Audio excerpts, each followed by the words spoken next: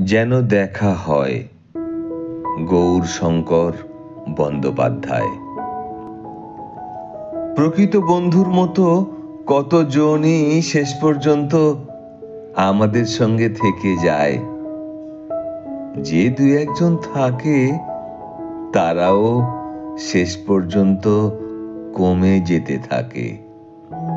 কমতে কমতে একটা সময় গনগনে আগুনের আঁচ গায়ে মেখে নিতে হয়তোবা সেই একজন যে জীবনের সমস্ত ফাটলে সঙ্গে থেকে যায়।